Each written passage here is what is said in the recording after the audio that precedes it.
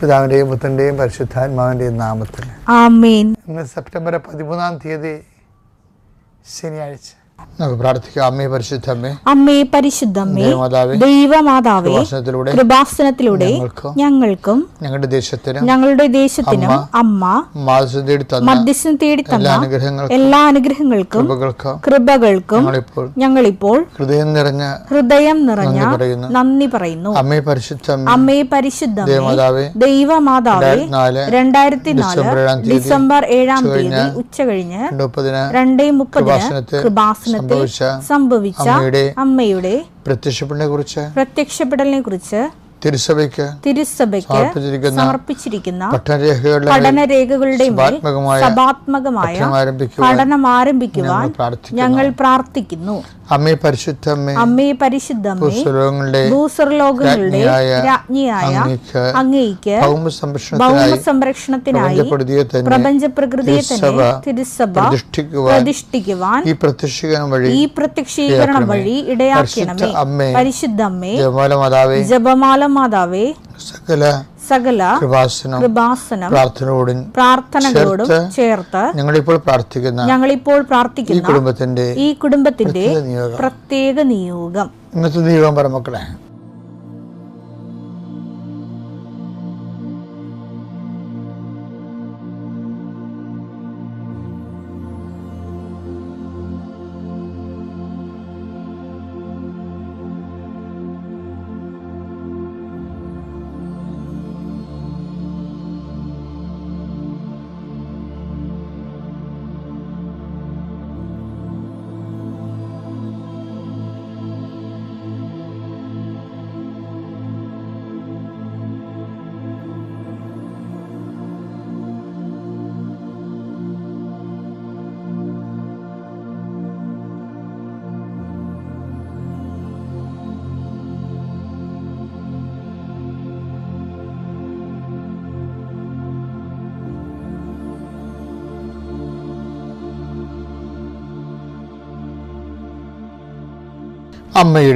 അമ്മയുടെ പ്രത്യക്ഷീകരണത്തിന്റെ ഈ അനുഗ്രഹവേളയിൽ ഞങ്ങൾക്ക് സാധിച്ചു തരുവാൻ കനിയണമേ. ആമേൻ. വിശ്വാസ പ്രമാണം. സർവശക്തനായ പിതാവും ആകാശത്തിന്റെയും ഭൂമിയുടെയും സൃഷ്ടാവുമായ ദൈവത്തിൽ ഞാൻ വിശ്വസിക്കുന്നു. അവിടുത്തെ ഏകപുത്രനും ഞങ്ങളുടെ കർത്താവുമായ ഈശോമിശിഹായിലും ഞാൻ വിശ്വസിക്കുന്നു. ഈ പുത്രൻ പരിശുദ്ധാത്മാവിനാൽ ഗർഭസ്ഥനായി കന്യകാമറിയത്തിൽ നിന്ന് പിറന്ന് പൊന്തിയോസ് പീലാത്തോസിന്റെ കാലത്ത് പീഡകൾ സഹിച്ച് കുരിശിൽ തറയ്ക്കപ്പെട്ട് മരിച്ച് അടക്കപ്പെട്ട് പാതാളങ്ങളിൽ ഇറങ്ങി മരിച്ചവരുടെ ഇടയിൽ നിന്ന് 3-ാം നാൾ ഉയർത്ത് സ്വർഗത്തിലേക്ക് എഴുന്നള്ളി സർവശക്തിയുള്ള പിതാവായ ദൈവത്തിന്റെ വലതുഭാഗത്തിരിക്കുന്നു. അവിടെ നിന്ന് ജീവിക്കുന്നവരെയും മരിച്ചവരെയും വിധിക്കുവാൻ വരുമെന്നും ഞാൻ വിശ്വസിക്കുന്നു. പരിശുദ്ധാത്മാവിലും ഞാൻ വിശ്വസിക്കുന്നു. വിശുദ്ധ കത്തോലിക്കാ സഭയിലും പുണ്യവാന്മാരുടെ ഐക്യത്തിലും പാപങ്ങളുടെ മോചനത്തിലും ശരീരത്തിന്റെ ഉയർപ്പിലും നിത്യമായ ജീവിതത്തിലും ഞാൻ വിശ്വസിക്കുന്നു. ആമേൻ. സ്വർഗ്ഗസ്ഥനായ ഞങ്ങളുടെ പിതാവേ, അങ്ങയുടെ നാമം പൂജിതമാകണമേ. അങ്ങയുടെ രാജ്യം വരണമേ. അങ്ങയുടെ തിരുമനസ് സ്വർഗത്തിലെ പോലെ ഭൂമിയിലും ആകണമേ. അന്നു വേണ്ടുന്ന ആഹാരം ഇന്ന് ഞങ്ങൾക്ക് തരണമേ. ഞങ്ങളോട് തെറ്റ് ചെയ്യുന്നവരോട് ഞങ്ങൾ ക്ഷമിക്കുന്നത് പോലെ ഞങ്ങളുടെ തെറ്റുകൾ ഞങ്ങളോടും ക്ഷമിക്കണമേ. ഞങ്ങളെ പ്രലോഭനത്തിൽ ഉൾപ്പെടുത്തരുതേ, തിന്മയിൽ ഞങ്ങൾ രക്ഷിക്കണമേ. ആമേൻ. നന്മ നിറഞ്ഞ മറിയമേ, സ്വസ്തി. കർത്താവ് അങ്ങയുടെ കൂടെ സ്ത്രീകളിൽ അങ്ങ് അനുഗ്രഹിക്കപ്പെട്ടവളാകുന്നു. അങ്ങയുടെ ഉദരത്തിൻ ഫലമായി ഈശോ അനുഗ്രഹിക്കപ്പെട്ടവനാകുന്നു.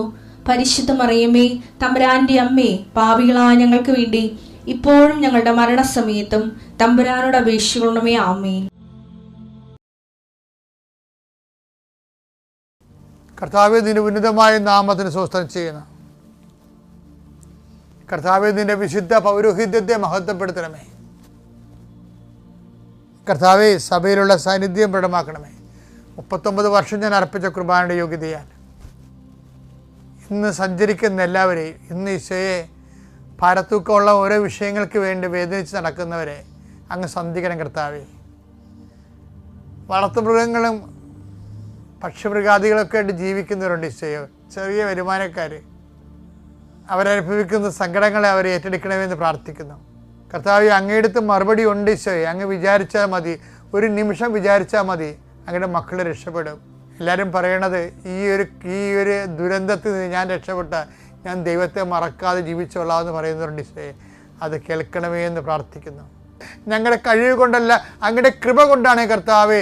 അങ്ങ് ആ കൃപയിൽ അവലംബം വെച്ചുകൊണ്ട് അങ്ങയുടെ മക്കൾക്ക് വേണ്ടി പ്രാർത്ഥിക്കുന്നു. ഏതെങ്കിലും വിധത്തിൽ ആ മക്കളെ രക്ഷപ്പെടാനുള്ള യാതൊരു മാർഗമോ അതിനുള്ള പോംവഴിയോ ഇല്ലെങ്കിൽ കർത്താവ്, ഈ പ്രാർത്ഥനയുടെ ശക്തിയാൽ കർത്താവെ അങ്ങയുടെ മക്കൾ വീണ്ടെടുക്കപ്പെടുകയും അതുപോലെ തന്നെ അവർക്ക് പുതിയ ഉണർവും പുതിയ ഊർജ്ജസ്വരതയും നൽകി അവർക്ക് മൊഴിമുട്ടി ഗതിമുട്ടി നിൽക്കുന്നവരാണെങ്കിൽ അവർക്ക് പുതിയ വെളിച്ചമായി പ്രാർത്ഥന ദൈവനാമത്തിൽ ഞാൻ നിങ്ങളെ ആശീർവദിക്കുന്നു. കൃപാസനത്താറെ ജീവനോടെ പ്രത്യക്ഷപ്പെട്ട പരിശുദ്ധ അമ്മ നിങ്ങളുടെ കുഞ്ഞുങ്ങളെ സന്ധിക്കട്ടെ, നിങ്ങളുടെ ജീവിത പങ്കാളെ സന്ധിക്കട്ടെ, നിങ്ങളുടെ രോഗികളെ സുഖപ്പെടുത്തട്ടെ. നിങ്ങൾ പോകുന്ന വഴികളിൽ ഞാൻ നിനക്ക് മുമ്പേ എൻ്റെ ദൂതനയക്കുന്ന ചെയ്ത കർത്താവിൻ്റെ ദൂത് നിനക്ക് മുമ്പ് പോവുകയും നിൻ്റെ ജീവിതത്തിൻ്റെ ലക്ഷ്യങ്ങളെ ക്രമീകരിക്കുകയും ചെയ്യട്ടെ. ഇന്നും നിന്നെ ഈശോ അനുഗ്രഹിക്കട്ടെ. നിത്യം പിതാവും പുത്രനും പരിശുദ്ധാത്മാവും സർവ്വീശ്വരൻ നയിക്കുവാമേ. എൻ്റെ പ്രിയപ്പെട്ടവരെ, സുവിശേഷം നമുക്ക് നൽകുന്ന ഒരു നിരീക്ഷണമുണ്ട്. കാര്യം നമുക്ക് ചുറ്റും ഇപ്പോൾ ഒത്തിരി കാര്യങ്ങൾ നടക്കുന്നുണ്ട്. ചിലർ ഇപ്പോൾ ഓണത്തിന് തന്നെ എന്തുമാത്രം ലഹരി പദാർത്ഥങ്ങൾ ചിലവായിപ്പോവുകയും അതുപോലെ തന്നെ നാടോടുമ്പോൾ നടുവേ ഓടണമെന്ന് പറഞ്ഞുകൊണ്ട് സ്ത്രീകളുമൊക്കെ മദ്യപിക്കാൻ തുടങ്ങി ചിലയിടത്തൊക്കെ. ഒക്കെ കണ്ട് കുഞ്ഞുങ്ങളും കാണുന്നുണ്ട്. നാളെ മധ്യ കേരളം എന്ന് പറയുന്നത് മധ്യ കേരളമൊക്കെ ചെയ്യുക. അപ്പോൾ എന്താ സംഭവം എന്ന് വെച്ച് കഴിഞ്ഞാൽ, ഒരിക്കൽ കൃപ നഷ്ടപ്പെട്ടു പോയി കഴിഞ്ഞാൽ അവരെ തിരിച്ചു കൊണ്ടുവരാൻ വലിയ പാടായിരിക്കും. ഇവരെ 6-ാം അധ്യായം 4-ാം വാക്യം വായിച്ചേ. ഒരിക്കൽ പ്രകാശം ലഭിക്കുകയും സ്വർഗീയ സമ്മാനം ആസ്വദിച്ചറിയുകയും പരിശുദ്ധാത്മാവിൽ പങ്കുകാരാവുകയും ദൈവവചനത്തിന്റെ നന്മയും വരാനിരിക്കുന്ന യുഗത്തിന്റെ ശക്തിയും രുചിച്ചറിയുകയും ചെയ്തവർ വീണു പോവുകയാണെങ്കിൽ അവരെ അനുതാപത്തിലേക്ക് പുനരാനയിക്കുക അസാധ്യമാണ്. കാലാകാലങ്ങളായിട്ട് അവർ സഭാവിരുദ്ധരായിട്ട് ജീവിച്ചിരിക്കുന്നവരും അതാണ് കുളിച്ച പന്നി ചെളിയിൽ കിടന്നുരുളെന്ന് പറഞ്ഞത്. 2:22 എടുത്തേ. നായ് ഛർദിച്ചത് തന്നെ വീണ്ടും ഭക്ഷിക്കുന്നു.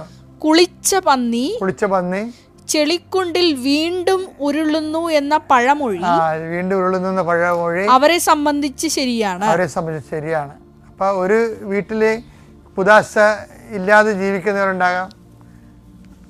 അപ്പോൾ അത് പിന്നീട് വരുന്ന ആ ചേട്ടത്തി അനിയത്തിയും ഒക്കെ ആ രീതിയിലായി പോകും. കുളിച്ച പന്നി ചെളി കിടന്ന് വീണ്ടും ഉരുളുന്നെന്ന് പറഞ്ഞില്ലേ. അപ്പോൾ അത് കേമത്വമല്ല ശരിക്കും പറഞ്ഞാൽ, അതിൻ്റെ കൃപ നഷ്ടപ്പെട്ടു പോയതാ. അപ്പം നിങ്ങൾ അതാണ് വചനം പറയണത്. അതിൻ്റെ അകത്ത് ചില ആൾക്കാർ നിൽക്കുന്നു എന്ന് കരുതുന്നവൻ എന്ത് ചെയ്യണം? ഇത് കണ്ട് വീണ് പോകരുതെന്ന്. 1 Corinthians 10:12. ആകയാൽ നിൽക്കുന്നു എന്ന് വിചാരിക്കുന്നവൻ വീഴാതെ സൂക്ഷിച്ചു കൊള്ളട്ടെ. അപ്പൊ വീഴാനുള്ള സാധ്യതയൊക്കെ ഉള്ളതാണ്. കാര്യം നമ്മൾ തെന്നുന്ന സ്ഥലത്തല്ലേ നിൽക്കണത്. സമൂഹം മൊത്തം നോക്കുമ്പോൾ തെന്നുന്ന സ്ഥലത്താണ് നിൽക്കണത്. ഇപ്പൊ സങ്കീർത്തനം 73:18 എടുത്തേ. അങ്ങ് അവരെ തെന്നുന്ന സ്ഥലത്ത് നിർത്തിയിരിക്കുന്നു. അവർ നാശത്തിലേക്ക് വഴുതി വീഴുവാൻ അങ്ങ് ഇടയാക്കിയിരിക്കുന്നു. വീണത് നിങ്ങൾ ഓർക്കണത് അവരുടെ കേമത്വം കൊണ്ട് വീണതല്ല, ദൈവം തള്ളിയിട്ടതാണെന്ന്. പിടിയിടിയാ. ഓരോ അണ്ണന്മാർ വീഴുന്നില്ലേ? വീടിന് മോന്തയും മുന്നിയൊക്കെ പോണില്ലേ? ഇല്ലേ? പല അബോർഷൻസും പല പ്രീമാരിറ്റൽ സെക്സും പല കലാപരിപാടിയായിട്ട് മുന്നോട്ട് പോകുമ്പോൾ ഇത് കേമത്വമാണെന്ന് വിചാരിക്കണം. കേമത്വമല്ല.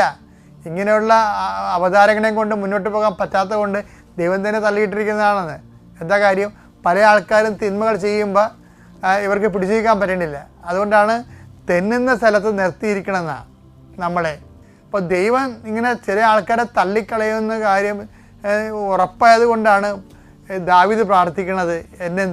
അങ്ങനെ സന്നിധിയിൽ നിന്ന് എന്നെ തള്ളിക്കളയരുത് എന്ന്. സങ്കീർത്തനം 51:11 അങ്ങയുടെ സന്നിധിയിൽ നിന്ന് എന്നെ തള്ളിക്കളയരുത്, അങ്ങയുടെ പരിശുദ്ധാത്മാവിനെ എന്നിൽ നിന്ന് എടുത്തു കളയരുത്, തിരികെ എടുക്കരുത്. അപ്പോൾ ഈ രണ്ട് കാര്യം ദൈവം ചെയ്യണ കാര്യങ്ങളാണ്. ഒന്ന്, പുകഞ്ഞ കൊള്ളി പുറത്ത് തള്ളിയവണ്ണം തള്ളിക്കളയും. രണ്ടാമത്തെ എന്താണ്? കൊടുത്ത ആത്മാവിനെ തിരിച്ചെടുക്കും. കടുത്താണ് അവർക്കത് കിട്ടിയിട്ട് കാര്യമില്ലാത്ത കൊണ്ടാണ്, കിട്ടിയ കാര്യമില്ലാത്ത. ഇത് രണ്ടും ദാവീദിന് അറിയാവുന്ന കൊണ്ടാണ് ദാവീദ് കണ്ണീരോടെ പറയുന്നത്, കർത്താവേ എന്നെ അബദ്ധം പറ്റിപ്പോയി, എന്നെ തള്ളിക്കളയരുതെന്ന്. ഇതൊന്നും കേമത്വമല്ല, അബദ്ധമാണെന്ന്. കേമത്വമല്ല, അബദ്ധമാണെന്നാണ് പറയണത്. ഉറിയാനെ കൊന്നത് കേമത്വമല്ല, അത് അബദ്ധമായിപ്പോയി.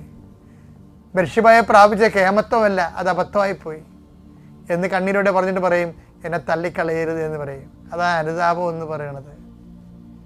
അനുതാപം ഉണ്ടെങ്കിൽ അത് വീണ്ടും ആവർത്തിക്കപ്പെടുന്നില്ലെന്ന് ദൈവത്തിന് തോന്നിയാൽ തീർച്ചയായിട്ടും നിനക്ക് റീ എൻട്രി കിട്ടും. അല്ലെങ്കിൽ നീ നിൻ്റെ കുടുംബത്തിൻ്റെ കാര്യം നീയും കുടുംബവും രക്ഷ പ്രാപിക്കുമെന്ന് പറഞ്ഞ പോലെ തന്നെയാണല്ലോ. അപ്പോൾ എന്താണ് പറഞ്ഞത്? കർത്താവ് യേശുക്രിസ്തുവിൽ വിശ്വസിക്കുക, നീയും നിൻ്റെ കുടുംബവും രക്ഷ പ്രാപിക്കും. ഇപ്പം കുടുംബം ചേർത്താ പറയണതേ. ഇപ്പം ശാപം കിട്ടുമ്പോഴും അങ്ങനെ തന്നെയല്ല വരണത്. കുടുംബം രക്ഷ പ്രാപിക്കുമെങ്കിൽ തന്നെയും ശാപവും അതുപോലെ വരുമല്ല. ഒരുത്തൻ കയറി എന്തെങ്കിലും ദൈവത്തിന് ഇറക്കാത്ത കാര്യം കാണിച്ച് പണത്തിൻ്റെ പേരിലോ അവൻ ജോലിക്കാരനായതുകൊണ്ട് ശമ്പളക്കാരനായതുകൊണ്ട് വീട്ടിലെ ചിലവ് നടത്തുന്ന കാരണം അമ്മ അതിനെ സപ്പോർട്ട് ചെയ്യും, അവൻ കാണുന്ന തിന്മയെ അപ്പനെ സപ്പോർട്ട് ചെയ്യും. അങ്ങനെ വരുമ്പോൾ എന്ത് ചെയ്യും? പലയിടത്തും തിന്മകൾ സംഭവിക്കണം. അങ്ങനെയല്ലേ? ഒരുത്തരം കയറി അവിടുത്തെ വേലക്കാരന് വരുമാനമുള്ള ആൾക്കാരെ മാറുമ്പോൾ അവൻ എന്ത് പോക്കൃത്തരം കാണിച്ച് കഴിയുമ്പോൾ അമ്മയ്ക്ക് സപ്പോർട്ട് ചെയ്യാതിരിക്കാൻ പറ്റത്തില്ല, അല്ലെങ്കിൽ അവന് ചിലവ് കൊടുക്കത്തില്ല വീട്ടിലെ. അപ്പോൾ അമ്മ സപ്പോർട്ട് ചെയ്യുമ്പോൾ ഇളയത്തെങ്ങളും അതിൻ്റെ കൂടെ വഴിവെച്ചിട്ട് അവരെ സപ്പോർട്ട് ചെയ്ത് നിൽക്കും. അങ്ങനെ അധർമ്മത്തിൻ്റെ കൂടായിട്ടുള്ള എത്ര കുടുംബങ്ങളുണ്ടെന്നറിയാവും. അങ്ങനെ കുടുംബങ്ങളുടെ എണ്ണം കൂടുന്ന സമയത്താണ് ആ ഇടവകയിൽ തന്നെ ഈ അന്തഛിദ്രം ഉണ്ടാകണം. ശരിക്കും പറഞ്ഞാൽ അതുപോലെ അങ്ങനെ കുറേ ഇടവകയുണ്ട്. ഇടവകയിൽ ചില അതായത് ഇങ്ങനെ കാലാകാലം കണ്ട അധർമ്മം മാത്രം പെരുകി രോഗാതുരമായിട്ടുള്ള ഗുണം. അതുകൊണ്ടാണ് നമ്മൾ ഈ ഇത്തരം കുടുംബങ്ങളുടെ എണ്ണം പൊതുസമൂഹത്തിനെ ബാധിക്കുന്നതുകൊണ്ടാണ് നമ്മൾ നിത്യാരാധനയൊക്കെ വെക്കണത്. ആൾക്കാർ പരിഹാര ആരാധനയൊക്കെ വെക്കത്തില്ലേ പള്ളികളിൽ? ഒരു ദിവസം മുഴുവനും ഇതുപോലെ ഇത് അഡ്രസ്സ് ചെയ്യാൻ വേണ്ടിയാണ്. നമ്മൾ ആ ഉണർവോടെ അഡ്രസ്സ് ചെയ്യുന്നില്ല എന്നുണ്ടെങ്കിൽ കുറച്ച് കഴിയുമ്പോൾ എല്ലാവരും ഈ പനി ബാധിക്കും. അപ്പോൾ അത് നിസ്സാരമല്ല അത് ശരിക്കും പറഞ്ഞാൽ. ഇപ്പോൾ വർഷങ്ങളായിട്ട് പള്ളികളിൽ വ്യഭിചാരത്തെക്കുറിച്ചോ ഗർഭചിത്രത്തെക്കുറിച്ചോ നിത്യതയെക്കുറിച്ചോ അച്ഛന്മാർ സംസാരിക്കണില്ല, പാസ്റ്റർമാർ സംസാരിക്കണില്ല എന്ന് പറഞ്ഞ് കഴിഞ്ഞ ദിവസങ്ങളിൽ ഒരു വീഡിയോ ഉണ്ടായിരുന്നു. അത് അപ്പോൾ എന്താ സംസാരിച്ചു കഴിഞ്ഞാൽ ഇതിനെയൊക്കെ സംസാരിച്ചാൽ ജനങ്ങളെ എങ്ങനെ പോകുന്നു അതിൻ്റെ കൂടെ അങ്ങോട്ട് പോയിട്ട് അവരെ തിന്മയുടെ ഒത്തുതീർപ്പെടുകയും അപ്പോഴെന്ത് ചെയ്യും? അപ്പോൾ സമൂഹം മുഴുവനായിട്ടും നശിക്കും. അങ്ങനെയുള്ള ഒരു സഭയെ ദൈവത്തിന് ആവശ്യമില്ലാത്തത് കൊണ്ടാണ് പലപ്പോഴും പള്ളികളൊക്കെ വിൽക്കട്ടെന്ന് ദൈവം കരുതണത്. യൂറോപ്പിലൊക്കെ പല പള്ളികളിലും വിറ്റെന്നൊക്കെ പറയുന്നത് അതാണ് സംഭവം. അതുകൊണ്ടായിട്ട് വലിയ പ്രത്യേകിച്ച് കാര്യമൊന്നും ഇല്ലാതെ കൊണ്ടാണ്. കാര്യം അവരുടെ ആ രാജ്യവും ആ ഉണ്ടാക്കുന്ന നിയമങ്ങളും ആ സപ്പോർട്ട് ചെയ്യുന്ന സഭയും ഒക്കെ എല്ലാം ആ രീതി കോംപ്രമൈസ് ഒത്തുതീർപ്പിന് വിധേയമാണ്.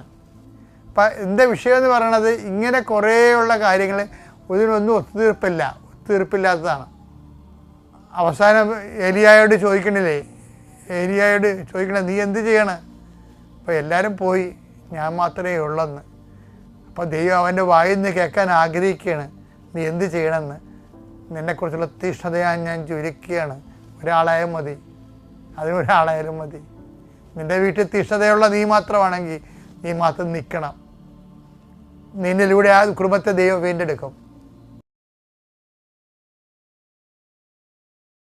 അത്യപൂർവ ദൈവാനുഭവങ്ങൾ ഇനി നിങ്ങൾക്കും സ്വന്തം. ഈ യൂട്യൂബ് ചാനൽ ഇതുവരെ സബ്സ്ക്രൈബ് ചെയ്തിട്ടില്ലെങ്കിൽ ഇപ്പോൾ തന്നെ സബ്സ്ക്രൈബ് ചെയ്യുക.